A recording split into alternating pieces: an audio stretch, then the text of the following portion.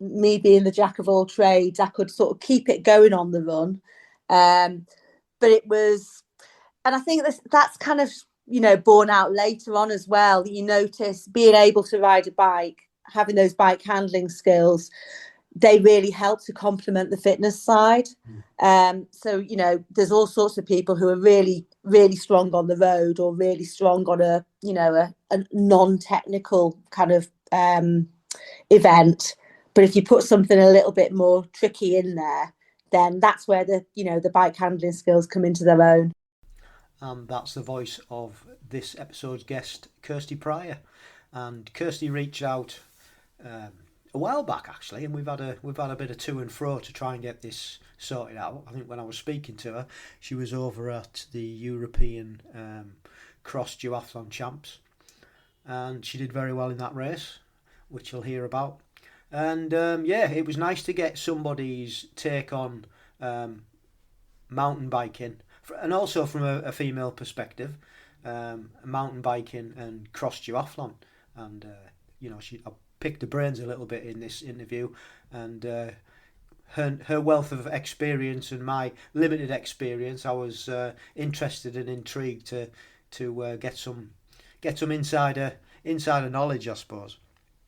So yeah, really, really nice chat with Kirsty. Really enjoyed it as usual, and that's coming up.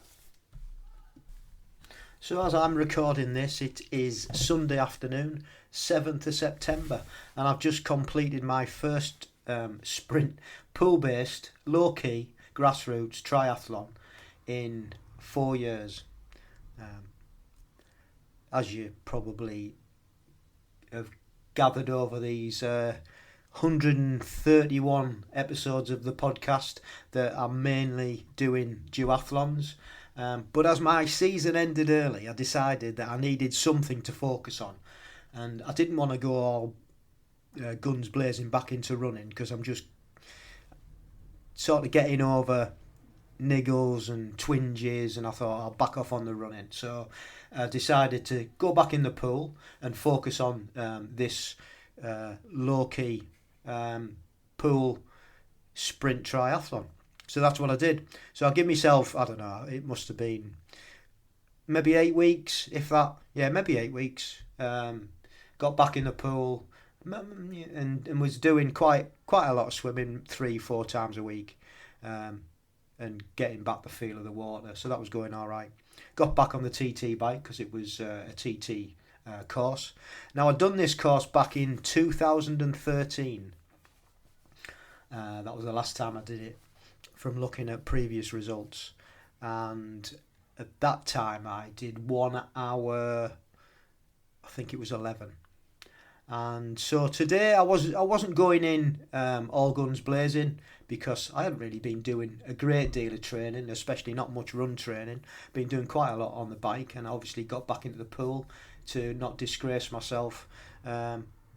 So yeah, I was fairly pleased with the times and the performance. I beat my last time's time. I was 1:07 today, so and that's like 2013, and now it's 25, so it's a good 12 years on. And I'm not getting any younger, shall we say? So I think that's not bad. So breaking it down, the swim I got. Well, it was because it was so low key that you didn't actually get a swim time. You didn't get a time from the pool swim until you crossed the mat going out with your bike. So I worked it out on Garmin that it was about 8:08, which I was really happy with, to be honest. The swim itself was about that, so I was really, really pleased. The bike, I said 33 minutes I was going to do on the bike. It was 18k out and back, and I said that's probably where I'm at. The run, however, I was like, I don't know what had happened. I just wasn't feeling it today. It was like I'm not making any excuses either about the surfaces or anything, but I knew I wasn't going very well. I didn't look at my watch once. Maybe that was the other thing. And the run was about 24 minutes 45, which, I think that's the slowest 5k I've done for years and years. And I don't know why, but that's what it is. Like I said, not been doing a lot of running, so it's obviously had an effect. Not for the better. Transitions were great, 33 seconds and 36 seconds each transition, and I've been practicing those as well. So maybe I should have been practicing a little bit more running. But really thoroughly enjoyed getting back to doing a triathlon, even though it was a sprint pool based one. So I haven't done one for years, so that was what I'd done today. I'm also going to jump on another Zoom call in a minute because I've got a podcast to do, and that's a guy called Alex Wright. So after this one goes out and you're listening to it, the next one will be Alex Wright, so that's pretty cool. Met up with some former guests that have been on the podcast as well, which was Karen Hames, my teammate. I knew she was down to do it, and she did really well. I think she was first in her age group. And also John Armstrong from Grimsby Tri, who's also been on the podcast, and he did really well as well. I think he was third in his age group, so congratulations to both of them for good performances. It was nice to bump into them both and see how they're getting on. Nice catch up. So yeah, that was the day. Big thank you to Mrs. C as usual for coming out and supporting and take care of my kit bag. And a big thank you to Michelle and Jerry Moss, teammates, and Jerry's been on the podcast as Amp Next Gen, for coming and supporting also, and taking some wicked videos which you can see on the YouTube channel. So big thanks to them. A couple of podcast recommendations. The first one is another one from Miles from Ordinary podcast. It was about Jess's performance T100 over in France. So give that a listen. Really, really funny, the pair of them. And I get a mention on that podcast. They always ask for questions, and I put a question in. So got a mention. Famous. So that's the first one. And then the next one is how pros build massive FTP gains, and that was on Ask a Cycling Coach podcast. I think they're linked into Trainer Road. So that was interesting to see how one of the top gravel riders builds his massive FTP, which is phenomenal. When you listen to this, it's amazing. So that's worth a listen. Sport on TV, been watching a lot of cycling. Tour of Britain was on this week, and also the second week of the Vuelta. Both great races, both just been watching them to death, really. Anybody who listens to this podcast knows I'm a big cycling fan, and unfortunately this is the last probably bit of cycling going on this year. There'll be a few other bits and pieces, and then it's all done, and then we'll be into cyclocross, so that'll be pretty cool. Right, that's it, me waffling on. Time for the main event. I hope you enjoy Kirsty's story. Really nice to chat to her, and we shall see you on. Okay, so hi, I'm Kirsty Prior. I'm based down in Bristol in the southwest, and in terms of multisport, my main area that I focus on is duathlon, and I guess my little niche in that area is cross duathlon. So bit of trail running, bit of mountain biking. Yep. Cool. And what did you do growing up as a kid, sporting wise? I think when I was a kid, I was a bit of a jack of all trades. I did a bit of everything, the usual school stuff. My school was quite traditional, so it was a bit of hockey, bit of netball, bit of tennis, bit of athletics. It was all the traditional stuff. Actually, thinking back, one of my old school teachers used to captain the England hockey club, so there was obviously hockey team. So it was obviously a pretty good sporting pedigree. But I ended up mainly focusing on athletics, and again, following my jack of all trades, ended up as a heptathlete. Right. Doing hurdles, wasn't quite quick enough, so thought I'd have a go at a bit of everything. And if you were all right at a bit of everything, you did okay at heptathlon. So that was my sporting sort of background as a kid. Yeah. And how did that progress then? How far did you take that?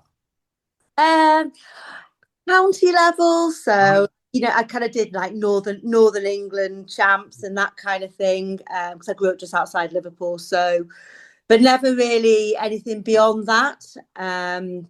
It was all quite reasonably low key at that point. Yeah. Yeah. So how did it progress? What was after you'd finished school, and what did you do like the next stage? Yeah, so I went to uni up in Edinburgh, and so my next little sporting escapade started out as a bet with one of my mates from sixth form. Something along the lines of, if they haven't got a women's football club, I'll set one up. So turned up at Freshers Week at uni and kind of went to Freshers Fair, went to the sports fair, found the men's football club, had a little chat with them and said, have you got a women's football club? The answer was no. So I kind of said, well, can I come and sit next to you? Because I want to set one up. So that was where I went at uni. So set up Edinburgh Uni Football Club, Wow. set up the university league up there because we needed people to play. Yeah. And we didn't really just want to play the local blokes because they would just kick us off the park. And set up a Scottish University's representative side. So my university career was a lot more sport and a lot less studying than it probably should have been, but I think it was a lot more fun because of it. Yeah. And it's incredible to think now where we started off and look at the stadiums that are being filled and the legacy and all the inspiration that people are getting from watching women's football now. It's a pretty incredible progression from where we were when I started out. Yeah. But I guess it's it's people like you that had the the gumption to just get in there and give it a go and see where it took you really. And it's amazing because that's how things start, isn't it? Somebody's got to start somewhere. Yeah, and I always seem to end up falling into a little bit of a niche. I'm going off at a huge sidetrack here and rolling forward probably 30 years, but I've ended up starting out, me and another lady co-founded a European select touch rugby Mm. side, the Masters Women's Touch. Probably one for later on, but I just seem to end up being at the beginning of certain things, which is a lovely place to be in some respects. It's not a safe place to be, so you've got to kind of roll with it a little bit, just see where it goes, like you say. Yeah. Well, you've obviously got the character and the ability to do this, to create things and get other people involved, because obviously you've done it. You did it back then and you're still doing it now. So yeah, chapeau to you for that anyway. So after university then, where did you go? What were you doing? Kind of a bit of everything really. I got more sidetracked into work and that side of things. I always used to ride my bike a bit, played a bit of hockey, played a bit of squash, bit of tennis, bit of just really a bit of everything. So I didn't really start doing any sport, let's say, seriously until I was probably in my 30s by the time Right. I started doing anything to any extent. And as with everything in my life, I seemed to just sort of fall into it, fell into mountain biking. So gave that a bit of a crack. I raced for a team called A Quick Release. So they, at the time when we started, they were very much kind of 24-hour racing specialists. They did a lot of Okay. 24-hour, 12-hour racing. So we used to do a lot of the kind of team races, which was really good fun. Things like Mountain Mayhem, Dusk Till Dawn. We used to race down at Newnham, 24/12. We used to love that course down there. So that was my kind of background, which was maybe the first little step in towards doing anything duathlon or triathlon related. Mm. Um, so yeah, I kind of raced mountain bike for a bit, did all the teamy stuff, had a go at the cross country, kind of the national cross country series, did that for a little bit. First ever cross country race I did, came in dead last in my category, pretty much got lapped. I was coming in when all the winners were on the podium, kind of getting their prizes. So learnt a little bit from that, came back the following season and had a decent crack at it, and came sort of top 3 overall across the series. So that was quite good. Made a lot of friends along the way, some of whom I'm still. But it never really stuck on its own. I got a bit bored of doing the same thing. You probably picked this up. I like doing different things. So there's a local, there used to be a local race called Bristol Bike Fest. So they did a 12-hour race, and then they do an autumn one called Oktoberfest, which was a little bit shorter because you don't really want to be out on your bike for quite so long once it gets that late in the year. And they started to run a duathlon alongside the Oktoberfest. Somebody mentioned it. It's like just down the road from me, and said, may as well, why don't you go and have a crack at that? So that's what I did. Had a go. Took the mountain bike, took a pair of trainers, gave it a crack. Wasn't so keen on the running bit, but enjoyed the mountain bike. Passed a load of people on the bike and managed to hold on the run, and won my first ever duathlon. Awesome. So I kind of thought, maybe I better have a go at another few of these. Just going back to your mountain biking and stuff, how competitive was it back then?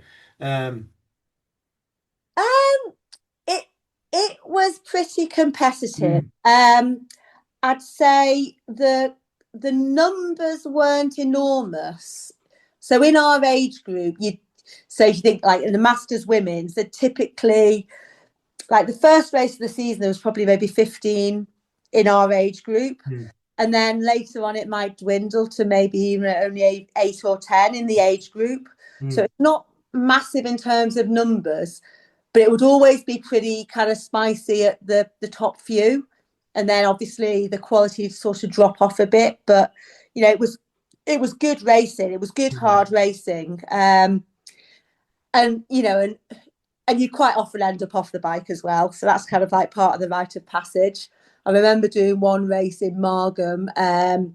3 of us were kind of leading it out. And the day before, the weather had been glorious. Ridden the course, cleaned the course, no dabs, so no foot down, no nothing. Went out to do the actual race, and it had absolutely lobbed it down overnight. It was really, really, really muddy, really slippy conditions. And we all went out, and the first 3 of us all went, hit the first technical section, went to kind of do the first corner. First person went down, second person went down, third person went down. It was just like dominoes. We all just kind of went, we all okay? Picked ourselves up again, cracked on with it. But I think I fell off about 10 times in that race. But you bounce. Yeah, well, hopefully, most of the time, yeah. Most of the time, yeah, let's not talk about that. Anyway, that's another digression. Yeah, well, we'll get into that one. Yeah. Nice. Yeah. So you did your first duathlon, and obviously you sort of liked it. You didn't like the run very much, but I guess you could see, well, I'll ask you, could you see how your strengths on the bike really give you an advantage to others that were racing, or was it not like that? Yeah, no, I think it was very much like that. And I guess me being the jack of all trades, I could sort of keep it going on the run. But it was, and I think that's kind of, borne out later on as well. You notice being able to ride a bike, having those bike handling skills, they really help to complement the fitness side. So, there's all sorts of people who are really, really strong on the road, or really strong on a non-technical kind of event. But if you put something a little bit more tricky in there, then that's where the bike handling skills come into their own. Yeah, sure. I mean, we see that, don't we, in the pro ranks when you're looking at, from a female point of view, you look at Cassandra Beaugrand, who's not got the best handling skills, and then you see someone like Georgia Taylor-Brown who's got really good bike handling skills. And in the men's, you got Tom Pidcock, who does all disciplines, and he's just phenomenal on every surface, isn't he? Because of that mountain bike and cyclocross background that he's got, it just gives you such depth, doesn't it, in handling ability on the bike. It's incredible.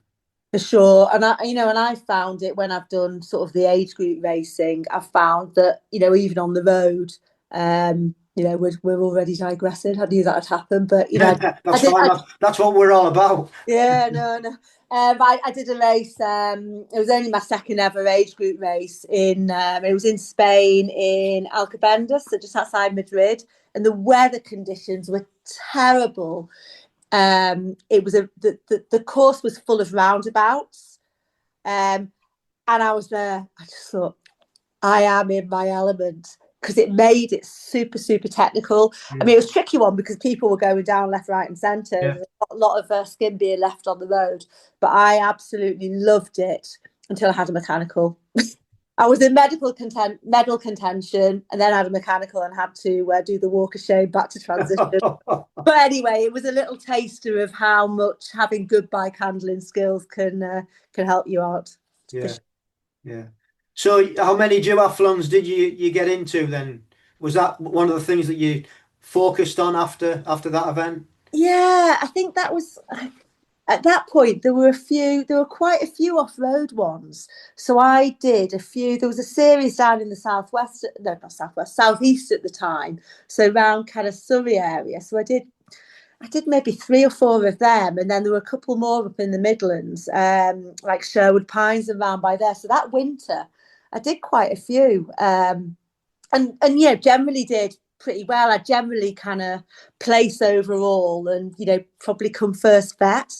So I was like, I'm all right at this. But they were all quite low key, even though competitive. Then I went to one. I went to one at Clumber, and it was my first taste of one that was maybe a little bit more professionally organised. I discovered afterwards that the company that arranged it, they did a load of road duathlons or triathlons as well. So I rocked up, used to just racking your bike wherever. You just put your bike down somewhere and pick up your trainers, off you go.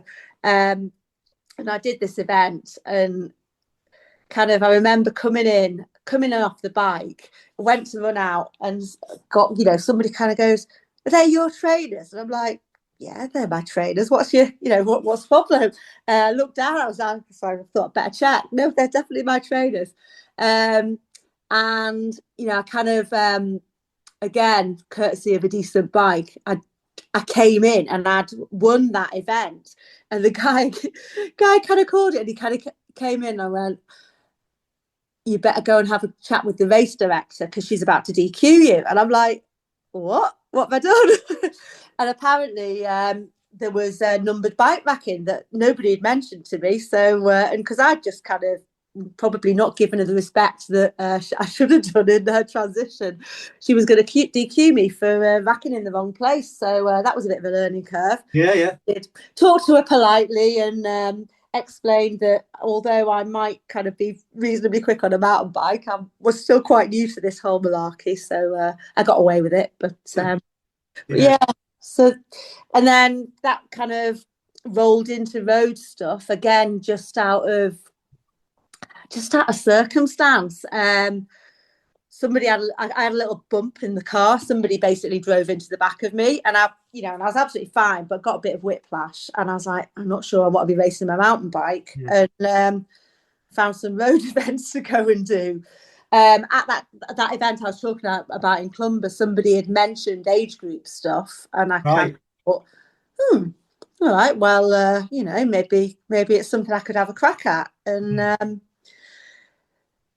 so I had a coach from mountain biking who I'd stayed with, and she'd also had, she used to run at a high level, and her dad used to be a very good runner, so she was well equipped. Although we went on the kind of multisport journey together, she was quite well equipped to coach me. And so we sort of targeted a couple of qualification events, one to go and have a crack, see what it was like. Mm-hmm. Second one to kind of really, right, okay, you learn from the first one and then have a real go at the second one. Did a couple of events before then, like local ones at Eton Dorney. They were just down the road from where the mother-in-law lives. Raced Kelly Holmes in one of them. Oh, there you go. That's yeah, it's not often you get to rub shoulders with people at that level. So royalty. that was great. But yeah, so I went to this, age group qualifier. I'm trying to remember which way around they were. There was one at Clumber and there was one at Alton Park. Right. And anyway, whichever one the first one was, I did that and I qualified. So it was like, brilliant. All right, see where that goes. So Were that these sprint distance? Yeah. Yeah. So that was where I started off on the road ones. Yeah. Yeah. So, so 5K run, 20K bike, 2.5K run. So suited me. And at the time they were non-drafting. Right. Yeah. Yeah, they were all of them were non-drafting at that point. But I figured, and I worked quite a lot on my running. I worked technically on it and I got myself to a decent position. I could probably just about hold a 20-minute 5K, which is not fast by any stretch of the imagination. I know that. And it's certainly not fast compared with the really quick girls, but it was decent for me. So, yeah. It's a decent, you say it's not fast, that is a decent time for, there's always a level above that that's what they've done. You've done various sports, that's all they've done, and you know what I mean, they've got that gift, they've got that talent, and they can do it in 18, 17, 15, whatever, but 20 minutes is a good time. Yeah, no, it's pretty solid. But the other thing that I worked on, and it's and it's not going to win you the race, but it makes a big difference. I worked on my transition. Yeah. And I've whenever I did those sprint distance, the short races, I've always been one of the top few in transition across all of the age groups, because it's something that you don't have to be the fastest person in the world. It's something you can get for free if you work on it. It's just progress. Yeah, it's free time, isn't it? You know, yeah. If you can get it done between 30, 40 seconds, it's just free time. While other people are messing about, and it's definitely something that we practice, especially before we have a race. I'm not saying we do it all the time, but definitely we practice before we have a race a few times, you know what I mean? And it's it just ingrains it then for when you're racing, doesn't it? Exactly that. Yeah. Yeah. So then that qualified me for Pontevedra way back in 2014, which Right. and obviously I've just come back from there a couple of months back, so it was great to sort of revisit the and I'm pretty sure that the bike course was about the same as what we did, and it was so different. So I'd never really been part of a club. I'd never been part of a duathlon club or a triathlon club. I generally trained on my own or with mates or with my other half or or with people that I used to mountain bike with. So it was really quite daunting to do your first event, quite overwhelming, but also just incredible to kind of rock up on your own and then suddenly turn the corner into sort of a main square and see all the GB kits. I mean, it's so inspiring, and it's one of the things I'm always kind of banging on about now for people is just if it's a first opportunity of anything, just absolutely soak it up, because you don't get that opportunity again. It'll always be different. So soak up those firsts. They're incredible. They can be daunting. You can be anxious, but you'll look back and you'll just think, wow. Yeah, 100% agree. Yeah, I remember my first time as well, and it's like all those things you just said, but I remember it vividly, very special indeed. So what happened after Pontevedra? Well, first of all, how did you do in Pontevedra? What was the... I came fifth, which I Right, was pretty good. happy with. Yeah. Just about. So I was actually only fourth Brit. There was a lot of good Brits in that field, and I wasn't a million miles away from the podium. So that was, that was pretty decent. And then from there, I kind of thought, well, yeah, we'll crack on. We'll do some more. And then I qualified for the Euros the following year, which was this one in Alcobendas that I mentioned, where I do genuinely believe I'd have podiumed if I'd have not had a mechanical. Yeah. But I think that gave me a bit of fire to think, right, actually, I'm all right at this. But then later on that year, they put on the first European cross duathlon champs. So that was where it all started to really kind of kick into a different gear for me. Mm. So that was in, I won't pronounce this correctly, but a place called Castro Urdiales, on the north coast of Spain. Okay. So, and then, I turned up at that, knowing that, I was pretty decent at the off-road stuff, kind of UK wise. Wasn't really sure how that would fare overall. But did that. It wasn't a massively technical course, but there was a reasonably technical climb. So, that was quite good for me. It was sweltering hot and it was proper dry heat. So I just remember that first run thinking, oh my word. I actually walked a bit of the first run, which is unheard of for me. It was so hot. But then true to form, got on the bike and started picking people off. So, it's the usual. It's the cat and mouse, isn't it? Yeah.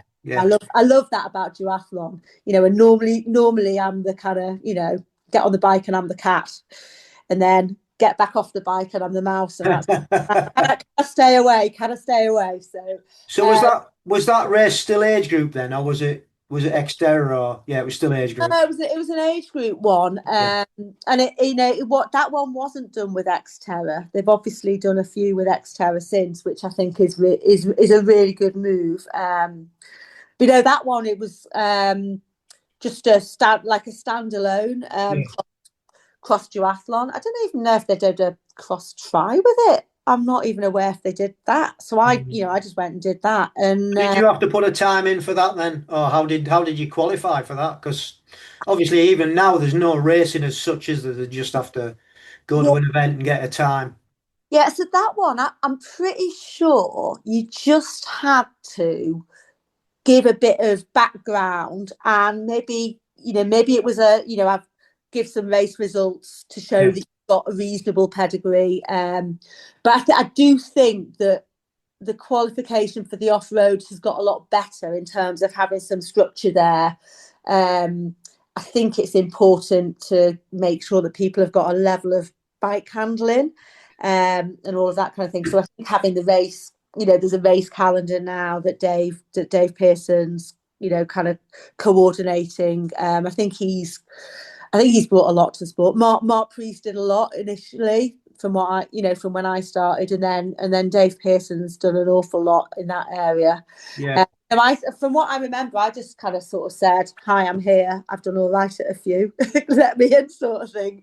And I, won my age group at that. I actually came second overall, and I'd have won the age group event had it not been for somebody stepping down from elite because she wanted to guide. She was doing the power event with a visually impaired athlete, and then they wouldn't let her do that and race elite for some reason, which robbed me of first overall. But anyway, I'll take the age group.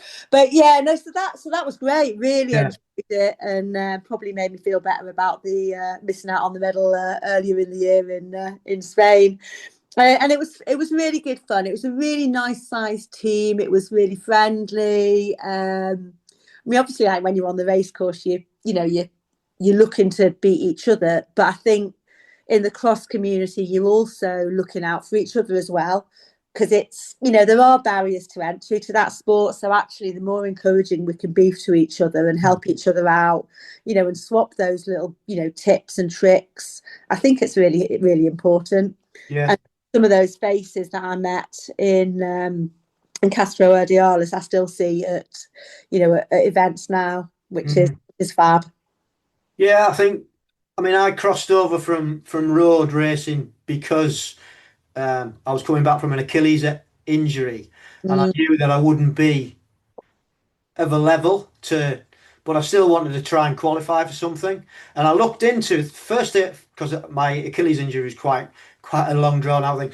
The first time I looked into it, it was really really hard to find a race to go and race in.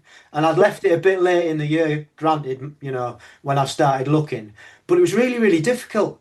And then the next year, like you've just rightly said, Dave had put a list of events that you actually could go. I remember I turned up to one.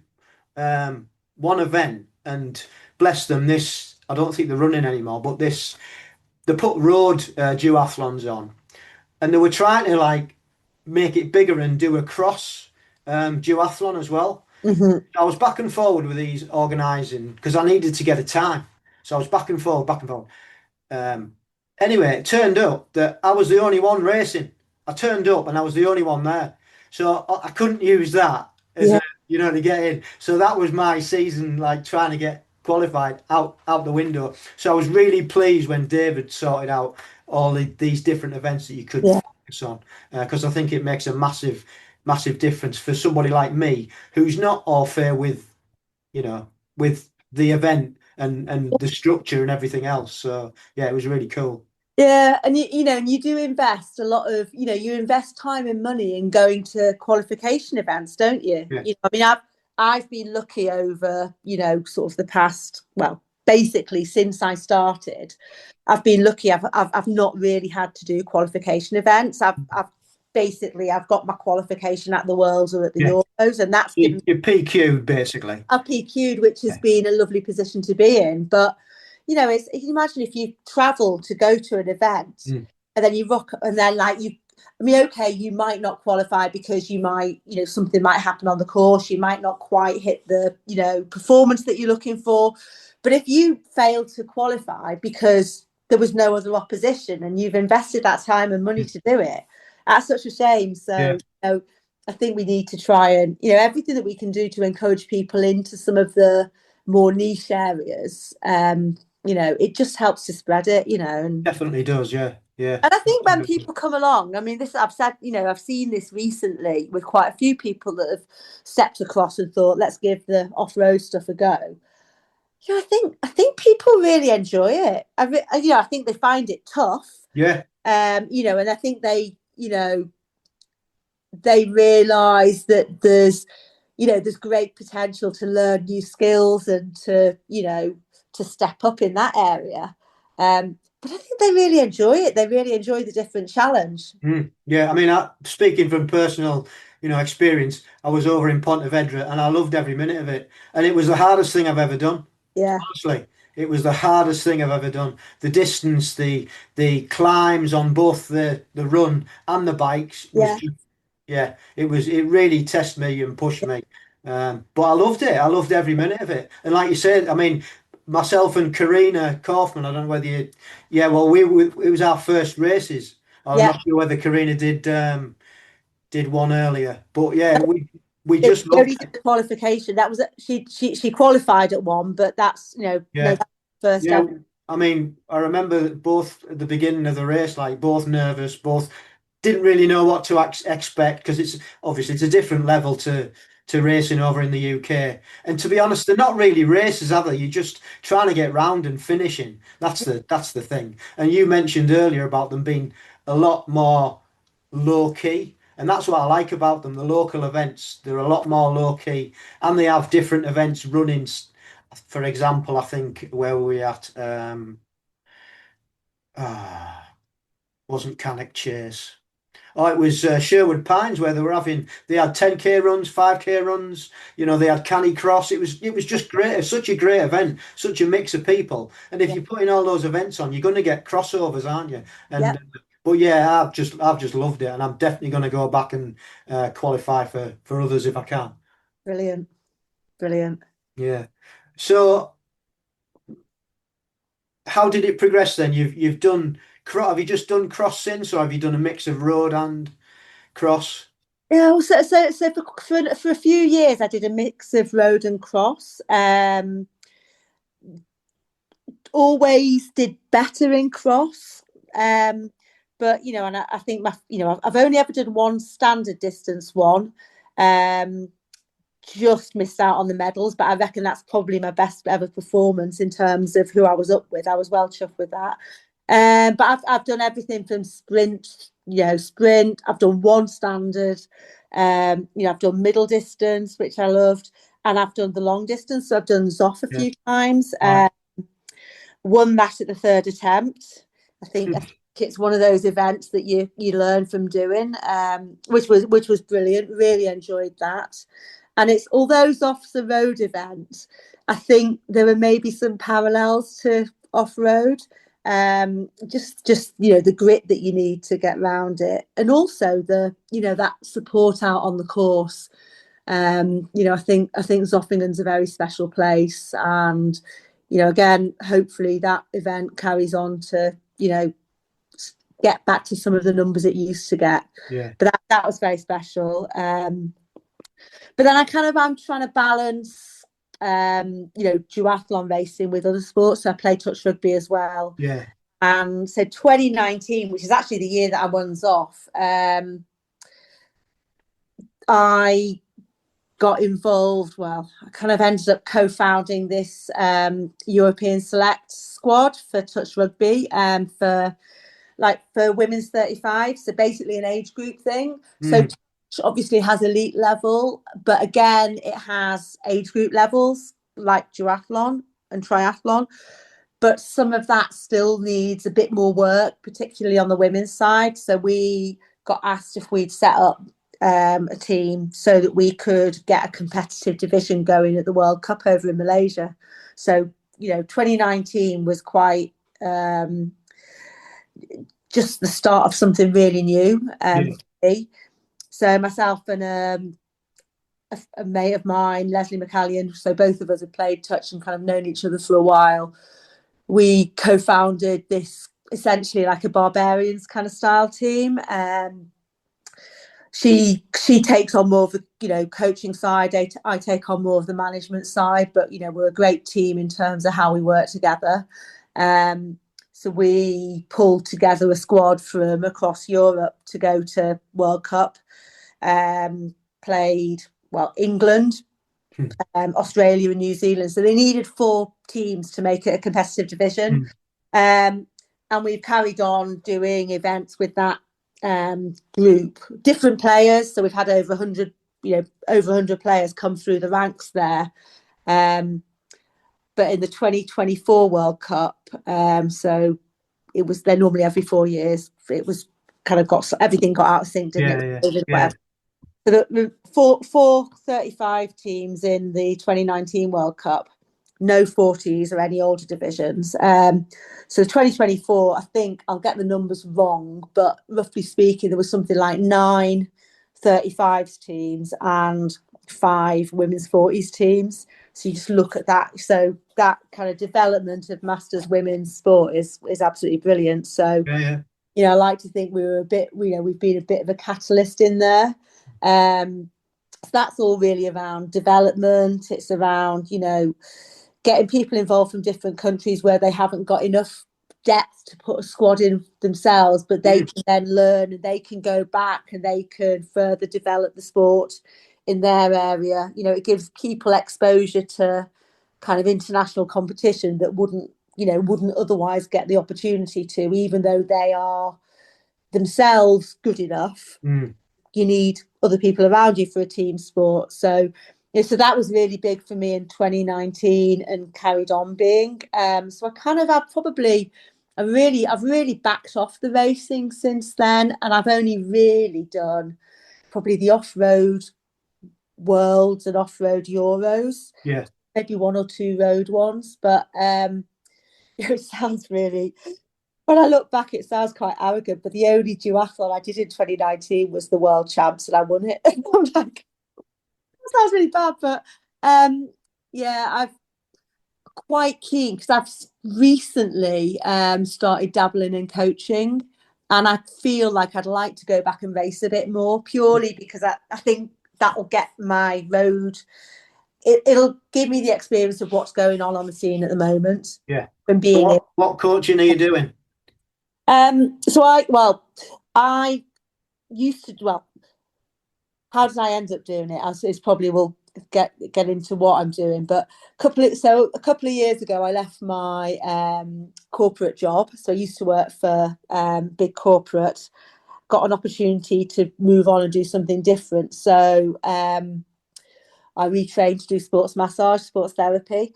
But then when I was out at Zoffingen, so my other half was racing out there, and John Cowell, so JD, kind of went, now that you've got all this time on your hands, not that I had all that much time on my hands, but he said, why don't you get into coaching? So I was like, okay, all right, let me have a think about it. And so I had a thought about it, and it took a while for me to get my head around whether I wanted to do it because I wasn't quite sure what I was going to have to offer. But then, once you start talking to people, you realise how much you have learned over the years and how much you've learned from your own experience, how much has been passed on to you from other people, and you kind of go, okay, maybe I have actually got something to offer here. Maybe I can, give something a little bit different. So I did my Brit Tri coaching qualifications. So then joined a local club because I needed to train with a club. Yeah. A qualification. So that's my first actual experience with a triathlon club. So I've been doing some coaching with Dursley Triathlon Club. We've actually recently done a Dare to Try campaign. So that was this year where quite a few people have done their first ever triathlon. And lots of them are going on to do more. And, it was sprint distance, but they're doing, looking at standards and middles and all sorts of things. So that's great. But I'm also qualified as a PT. So I'll do a bit of coaching now. I've got a whole mix, actually. I've been coaching people for the fitness side for touch. I've actually got someone that I'm coaching at the moment she's got Ultimate Frisbee Beach World Champs coming up. Wow. I'm doing some sort of PT/coaching with her. I've got largely through the touch community, so my other sport, people have approached me to do some triathlon coaching. So I've got a couple of people doing half Ironman, and I've got somebody coming up who I'm going to start doing some off-road stuff which is brilliant. So the sports massage stuff I do on my own, but on the coaching side I'm now part of For Performance. I really wanted to be part of a coaching team rather than be on my own, because I think it's just really important to be able to collaborate, get different ideas, just to have that input, and to have that opportunity to have people with different backgrounds around you. So we've got like a nutritionist, we've got sports psych, we've got that side of things as well. So we've got different expertise that we can draw on. So that's kind of, a bit of a step into the unknown. And, it started off, it took me a while to love it. But the turning point for me was when I was doing my group coach qualification, and one lovely lady turned around at the end of a session and just said, if it wasn't for you, I wouldn't have got up that hill. And I was like, that's enough to make you want to come back the following week, isn't it? You think, if I can make a little bit of a difference to somebody, if I can pass a little bit on, then, that's why we do it. That's it. It's just giving back, isn't it? That's the whole point. And I think it's normal for us because it's what we do, but I don't think we appreciate, and I've said this before, actually, when people look at you and they're in awe, you know what I mean, of what you're capable and what you've done, and you know what I mean. So that rubs off on people, doesn't it? I think sometimes you need to be told that, because I was looking at it going, well, why would I coach? What's going to make me a great coach? Why am I going to be different? What can I, what have I got to offer? Because you just, like you say, you just think it's normal. It's what we do. When we look around, there are all of these incredible people around us that we meet, all the time in what we do, whether that's racing. For me, it's in the touch community as well. And I think we are absolutely blessed to be surrounded by these incredible people. But then somebody will turn around and go, well, you inspired me to do that. And you think, okay, all right, maybe I have got something. Oh, there's no doubt that happens. And I would imagine that happens on a regular basis. People from the outside look inwards and think, and you might never know, but the amount of times that like you'll have inspired someone to go off and maybe just put a pair of trainers on and go for a run. You know what I mean? It's like you'll never know, but I'm sure it happens loads of times. So, but that's brilliant. I mean, and you've so just continuing now with the what you've done in duathlon. You've just come back this year, haven't you? You've done the Worlds in Pontevedra. Uh, Is well, that right? I went to Pontevedra. Right. Okay.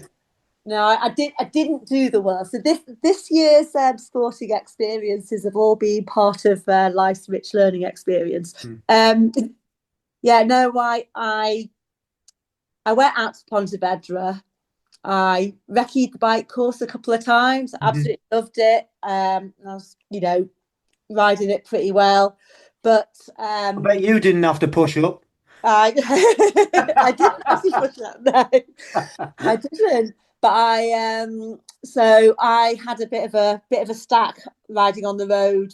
I was about 10 days before Pontevedra, so I was out doing a big charity bike ride, and thankfully on the final day, had a bit of a incident with something on the road, goodness knows what, and ended up playing hide and seek in a hedge, and it's a good hiding place. But turned out, I only discovered this after Pontevedra, but I was pretty sure that I'd fractured my pelvis, and I kind of got an MRI when I got back and confirmed that. Right. So I had my inner dilemma of athlete versus coach versus sports therapist, having this conversation about, do I race, do I not race, do I race, do I not race? And I actually needed somebody to kind of make that decision for me, because I probably would have done what probably would have been a stupid thing and race. But actually, somebody you mentioned earlier, Karina, she said, don't do it. So this was the day before, so I kind of made the decision not to. Tough decision at the time. Yeah, I can imagine. Really, going all that way, especially. I still think I would have medalled. I genuinely think I would have medalled in that race, because I would have gritted through it. But the thing is, what damage might you have done, and that's it. It's ifs and buts, makes no difference, does it? You can always you'll heal, you'll repair. You've done the right thing. There's always next time. Yeah. Whereas if you've done too much damage, there might not have been a next time. Yeah, exactly that. So got back, got the MRI, confirmed that I had got a fracture. And I was actually relieved, because it backed up that I'd made the right decision. Yeah, so I'm pleased about that. But I was, I was adamant I was going to rehab, and I was going to do everything I could to be on the start line for the Euros, which was just 7 weeks after. Yeah, I was going to say it wasn't, because I was going to do the Euros as well, and it wasn't. Yeah, it was really, really close. It was too close for me. I decided that, we didn't have enough holidays to do that. But so you did the Euros. How did that go? Euros went pretty well. So I'd basically spent a few weeks hitting the rehab really hard. So just before the Euros, so literally 6 weeks to the day after crashing, I did Duathlon, right? And it was a training event, because we'd planned to go there. The other half did it and did pretty well. It was that's a bucket list event if ever there was one. I was like, well, I'm going to go, and we'll just we'll walk it, on the run, use it as a training event. So did that, and actually got third in age group. Miracle, but honestly, and that's a cracking event. I wouldn't mind going back and having a go at the Tri, possibly. You might have heard that here first, everybody. Watch this space. Yeah, exactly. But then Euros was a week and a half after that. So really fractures 8 to 12 weeks to heal. So technically, it's probably still quite early. So I did it again. I just had to do a run walk strategy at Euros, which didn't really feel like what you want to be doing with a GB vest on, but it went all right. I got silver. Well done. I still haven't worked out whether I'm happy with it or not. I, you know, if I'm objective about it, that was a very, very, very, very, very good result in the circumstances. But I'm all there in my head. I'm kind of going, but did I race? Did I really race it, or did I just conserve to get silver? And it's a tough battle in my head, but I think I'll look back on it and I'll be proud of it. At the moment, it's still a little bit raw. Yeah. So Yeah. Well, at the end of the day, it is what it is. And, it's a silver, and that's something to build on for the next time, isn't it? Yeah. Yeah. No, definitely. Next time. And it's just outside Girona next year, I think. So, Right. So here's a question for you then. So you went to see the World's course and you rode that in Pontevedra. How did the Xterra course compare over in Czechia? Um, there were bits that were maybe slightly more technical in Czechia, but then I think it was more. I think there was probably more consistent technical climbing in Pontevedra. I mean, every off-road course that you do is different. Oh yeah, I've learned that one. Honestly, I've ridden some which are you're probably more like local fire roads. I rode one in Bilbao, Balmaceda, just outside Bilbao, where there were some proper technical sections on it, really, really, and no B-lines, so you didn't have that option, which you kind of get on the cross-country courses. My favourite ever was Ibiza, the 2023 World Champs. Because that was just a continuous, like intermediately technical. So you had to be able to ride a bike all the way around it. And that for me is my perfect course, and I won that Worlds, which and I loved it. The run was brilliant as well. It was on the beach. At one point you went across a nudist beach. I mean, like I say, some cross courses, something for everyone. And then you contrast that with, say, Coimbra in Portugal. Was that last year? God, they all roll into one. Yeah. Which was, they had an option of doing a more technical course, but it was going to be, however far, 30k, 40k or something out of the town, or work with what they had. And it was a very different experience because half the race was on some local, not very technical trails. And then half of the course was up the hill in the town. But it was superb because the support in the town was incredible.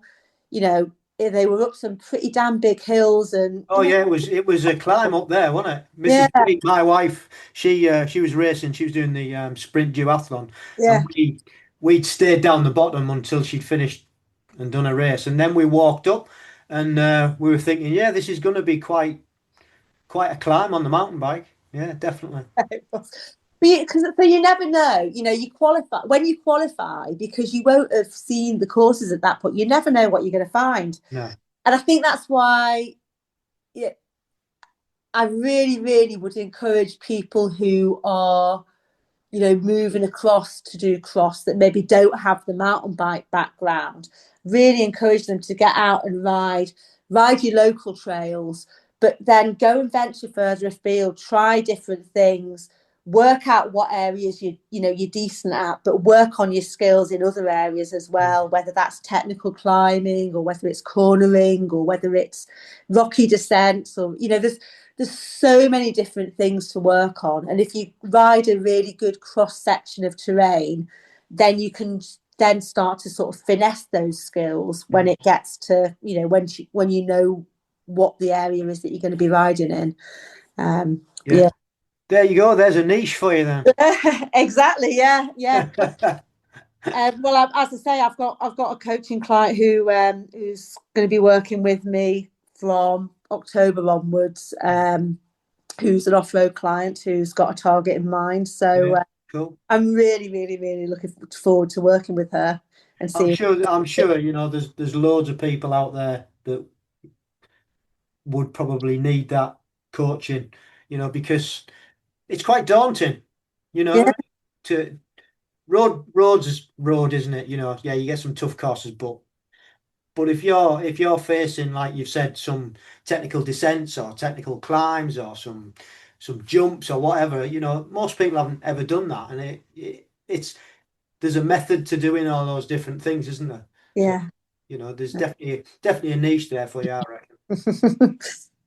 And if you want me to promote it when you get it all together, the package together, give us a shout. Well, like I say, I'm working with for performance, so if Yeah, you want to put a little link onto their website and my bio's on there and everything, yeah, then can do. Yeah, I'll if definitely. Yeah, I'll that'd put that in the show notes for you. No problem at all.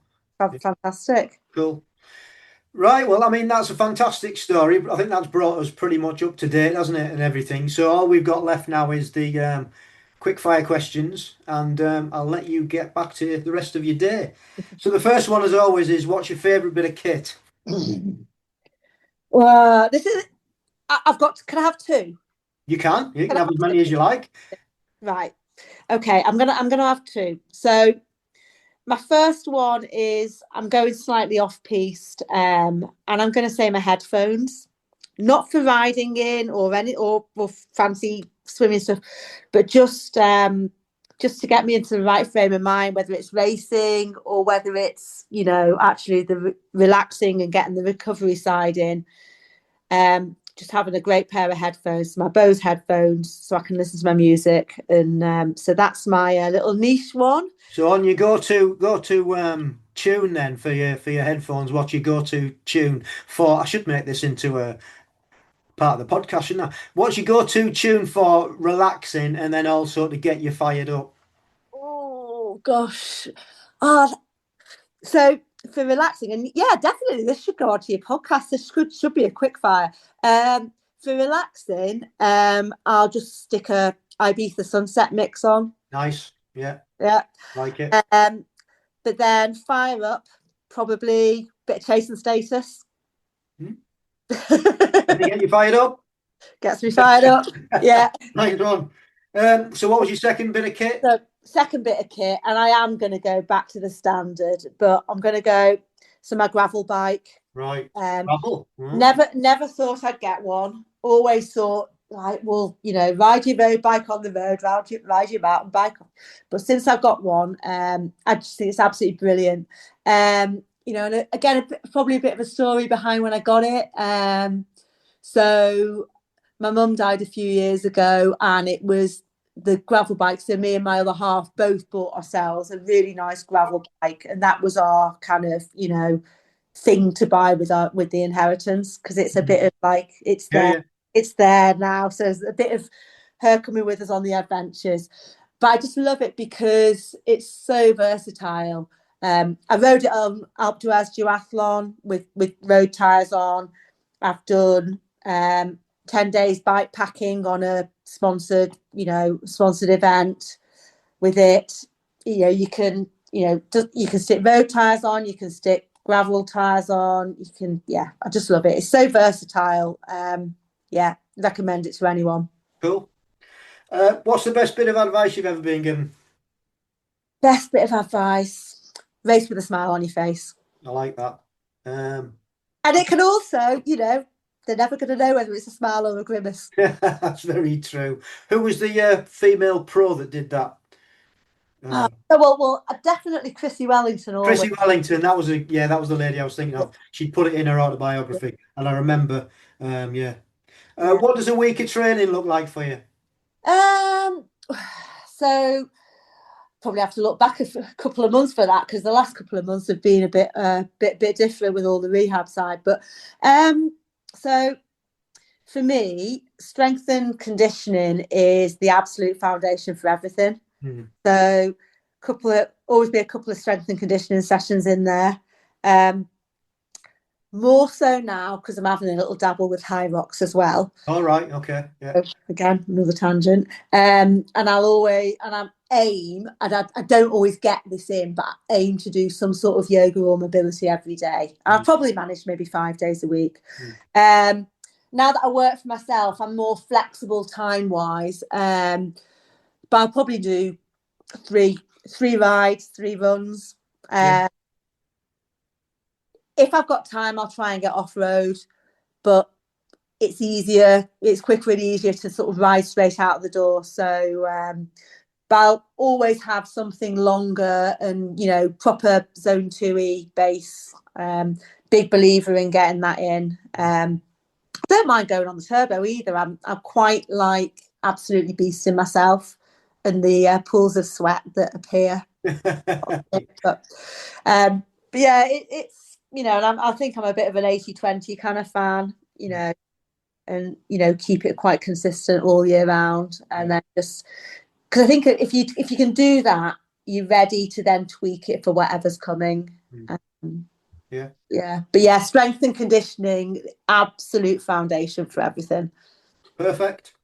And finally, what's your long-term goal?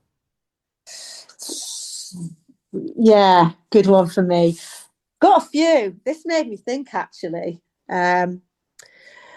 So personal, from a sort of performance point of view, I'd really, really, really, really love to get my 5K back below 20 minutes.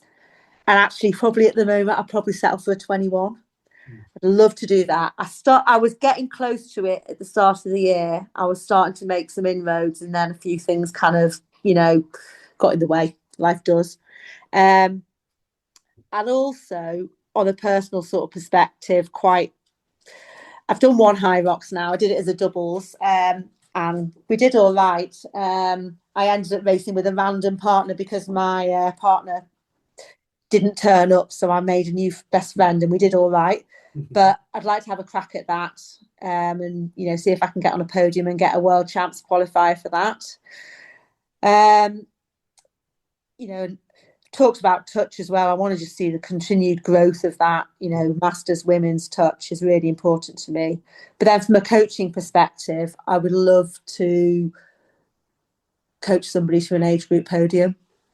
Cool. Well, good luck with it all. There's some great targets there to aim at. Very varied. I mean, yeah, I don't think I've had an answer like that with so many different targets. So good luck with it. And thank you for coming on the podcast and sharing that story. It's been great to chat to you and hear your experience. So thank you ever so much.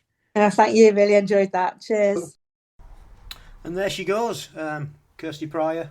Like I said, really enjoyed that myself, chatting to her and picking her brains about all things mountain biking. And if you want to follow Kirsty on Instagram, she is KP_trail_adventure. And if you're looking for any help at all in your fitness adventures, why don't you head along to For Performance UK and get in touch with those guys. They've got a wealth of knowledge and expertise. They do bespoke training programs, personal coaching, nutritional therapy, sport and exercise psychology, weekly and bespoke yoga classes, physiotherapy, and lots of other additional services. So head over to www.forperformance.co.uk.